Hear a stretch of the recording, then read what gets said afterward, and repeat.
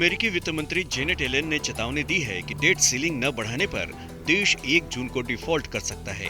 अगर यह आशंका सच निकली तो अमेरिका समेत दुनिया भर में भयावह हालात पैदा हो सकते हैं। अमेरिका इस महीने के बाद कर्ज की मौजूदा सीमा को पार कर जाएगा। ऐसे में अगर इसे बढ़ाया नहीं गया तो फिर अमेरिका डिफॉल्ट कर जाएगा। हालांकि ये पहला मौका नहीं होगा जब इसे बढ़ाया जाएगा। 1960 से डेट सीलिंग की सीमा में 78 बार इजाफा किया गया है। इससे पहले आखिरी बार दिसंबर 2021 में अमेरिका ने कर्ज लेने की सीमा में इजाफा करके इसे 31.4 ट्रिलियन डॉलर कर दिया था। लेकिन अब सरकार की उधारी इस सीमा को भी पार कर चुकी है। अगर डेट सीलिंग नहीं बढ़ाई जाती है तो बेरोजगारी तेज रफ्तार से बढ़ेगी और वहां की अर्थव्यवस्था हिल सकती है। अमेरिका के डिफॉल्ट होने के बाद यूएस में बेरोजगारी की दर 5% बढ़ने की आशंका है। इससे अमेरिका में 83 लाख नौकरियां खत्म हो जाएंगी। अमेरिकी शेयर बाजार घटकर आधा रह सकता है और यूएस की जीडीपी 6.1% तक लुढ़क सकती है। अमेरिकी अर्थशास्त्रियों ने डिफॉल्ट को भी 3 कैटेगरी में बांटा है।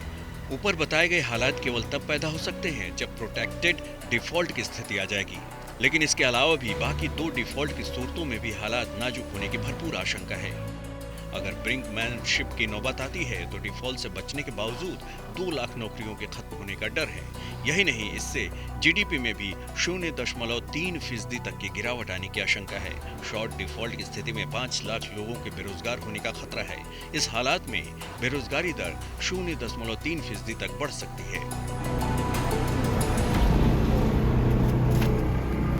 प्रोट्रैक्टेड डिफॉल्ट की हालत में कम से कम 1 तिमाही तक हालात काफी खराब रहने की आशंका है। मार्च में मूडीज एनालिटिक्स ने भी आशंका जताई थी कि लंबा डिफॉल्ट होने पर अमेरिका में 70 लाख से ज्यादा नौकरियों पर तलवार लटक सकती है और यूएस 2008 जैसे गंभीर वित्तीय संकट में फंस सकता है।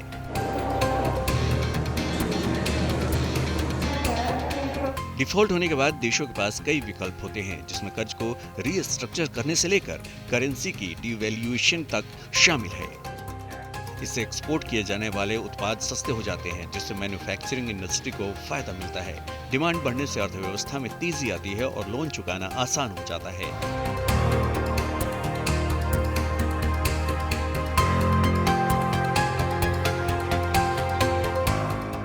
लेकिन इस स्थिति तक पहुंचने से पहले बॉन्ड मार्केट से पैसा लेने से रोका जा सकता है।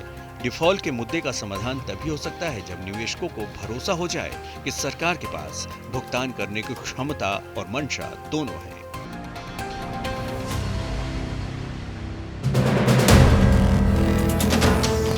वीडियो पसंद आया तो हमें लाइक, कमेंट, शेयर और सब्सक्राइब जरूर करें।